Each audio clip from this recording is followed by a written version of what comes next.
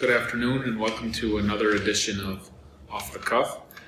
This month, like every other month, I'll say it's been a busy and productive month here.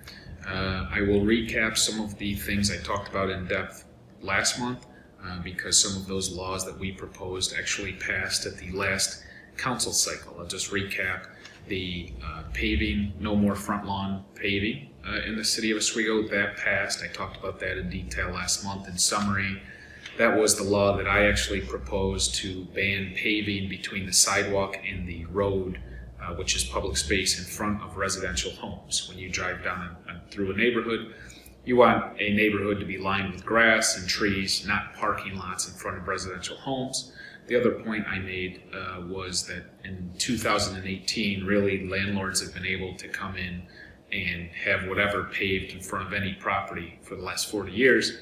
I really don't see a need after doing that for 40 years and don't see any situation where it hasn't been paved yet and all of a sudden needs to be paved. That seems to me like it'd be paved more out of convenience rather than necessity. So that's what we want to stop and try to mitigate against some of these decisions that have been made over the last couple of decades and stop this front lawn paving. So that actually passed through the council. I believe that vote was 7-0. By the Common Council, so I appreciate their support on that. At the same time, they worked on the winter parking permit system where they will allow a second permit if it fits in the criteria for homeowners in the city. So if you have 2 cars that you need to park and you do not have any parking, you'll be able to apply for 2 permits. So I think that's a positive change that really goes hand in hand with the no front lawn paving going forward. So there are 2 laws that passed. We also passed the social host law, which was spearheaded by Councilor Hill. The social host law, to recap that briefly, was the law where we were experiencing large parties in neighborhoods. For instance, one home in Councilor Hill's ward, the 3rd ward, had a house party with 250 kids in the home. And we noticed this party because there was actually a line out the door where they were charging to get in. What the social host law does is targets large parties like that, and it goes after not just the Sunni community, not just young adults. It goes for anybody, and it's not just a problem related to the college by any means. But what it does is it holds folks responsible for giving alcohol, charging to give alcohol to minors. And right now what happens is if the police ask who is charging, people can point fingers to everybody else and you can't get to the root of the cause. What this law does is holds the tenant of that property responsible. So if there is alcohol being sold to minors or given to minors in your apartment, you are the one responsible if your name is on the lease. So I think that's a positive change that should prevent these large parties from happening if these tenants are smart.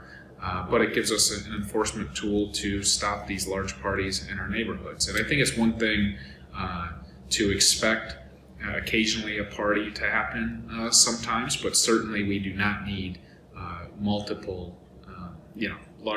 parties where hundreds of people are in residential homes, and they don't need to happen consistently where the neighbors have to deal with these problems on every weekend on a weekly basis. So I think this law will be effective, and it was a good collaboration between SUNY Police, the Oswego Police Department, and Councilor Hill to come up with a nice solution. A couple other quick announcements.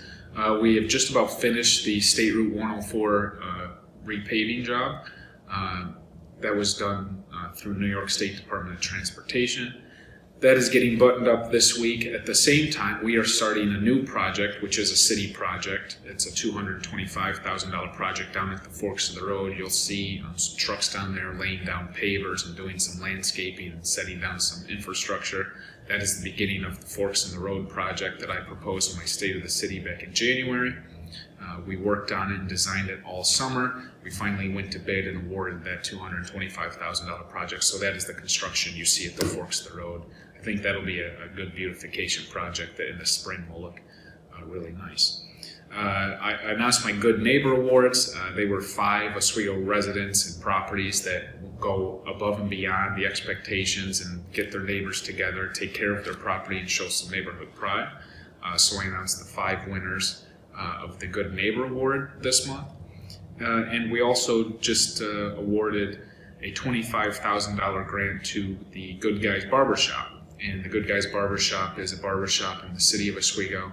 It's always busy. It's become a staple business in the city. They are known all over the region for the good product that they push out and the atmosphere they offer. It's really an attraction, in my view, in downtown Oswego. They want to relocate a couple storefronts down. They'll remain in downtown, but they are hiring 4 new barbers. So the city stepped in with some grant money to help with that expansion project and to help them hire the 4 new barbers. So that's very exciting. That was actually grant money the city had left over from some state funding. We were in compliance with all of our grants. We met the timelines. We met the criteria that we said we were going to meet with the grant money we initially won. So we were actually able to keep some of the balance of the grant money, and that's what we are using some of it for. We still have some other projects we're working on that I'll be announcing in the next month or so, but this was really the first small business grant that we gave out. This was in addition to the 20 businesses that received funding through the Downtown Improvement Fund, which was one of the 12 projects through the $10 million DRI.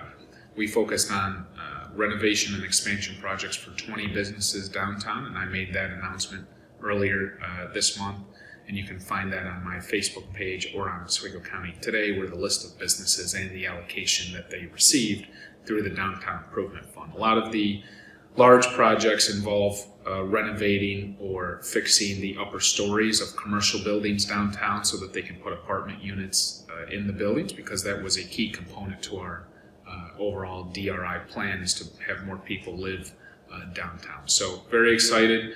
We are doing environmental reviews for all 20 buildings that received funding. Once those environmental reviews are complete, hopefully certainly by the end of the year, they'll be able to move forward, start spending money, and we should see some of those projects start to pick up late winter, early spring of next year.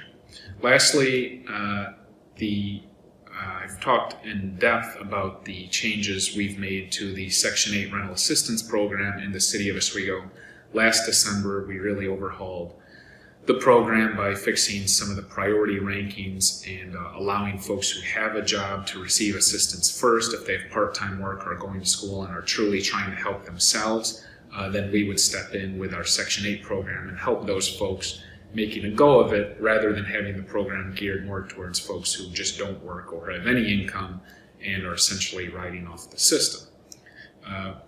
This month, we actually expanded the review. We are going through our annual review through the Common Council, which we need approval, and we made a couple more adjustments that I'm proud of, and I'll talk briefly about those now. In addition to the changes we made last year to the priority ranking, this year, already by executive order, I ordered domestic violence, victims of domestic violence, to be placed in the #1 category. So if you're a victim of domestic violence and you can prove it, we will place you in housing as quickly as possible so you can get out of the situation you're in. I'm now adding homeless individuals to that ranking. So if you are currently in a public or private homeless shelter and you come to the City of Oswego Section 8 housing office, you will be placed in the first priority ranking so that we can get you housing as quickly as possible as well and get you off the street and out of the shelter.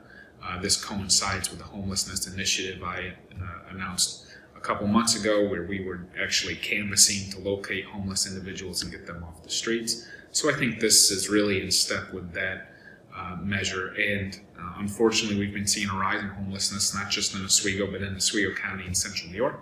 So I think this is a wise placement of homeless individuals on the priority ranking.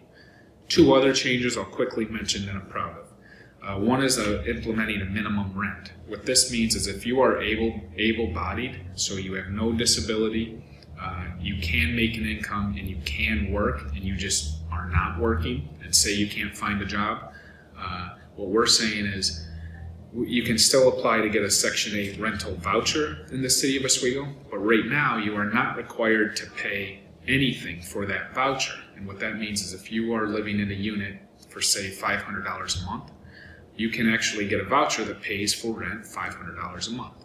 The change I'd like to make, and I'm proposing, is to institute a minimum rent. So no matter what, if you're able-bodied and can work, you will have to pay at least $50 towards your rent to at least give you some skin in the game, some accountability, and encourage you to go make an income if you can, and don't just rely on the system to pay your entire way without you paying anything. This institutes accountability, as I mentioned, but also it lessens the amount of HUD vouchers per dollar that we have out in the community, and allow us to take the difference by making people pay at least something for each voucher, and allow us to go further and help individuals who are actually working or going to school, trying to make a go of it. We'll have more assistance to provide to them than just folks who are essentially can work and just choose not to work. Also, another change I'm proud of, and this is my final point, is the annual re-exam and adjustment. Right now what happens is, if you are working on the Section 8 system, and let's say you get a promotion at your job, or you get a second job and your income goes up, you are required to immediately report that to our office, and in turn we will adjust your level of assistance accordingly. So if you make more money, we pull your assistance down. On the surface, that seems like not a bad concept. However, all of the changes we are making to our Section 8 HUD office is to encourage people to work and elevate themselves and lift themselves. I believe it's totally counterproductive to encourage people to go work, to go get a second job, to go to school, only to penalize their benefits as soon as they get a promotion or if they get a second job.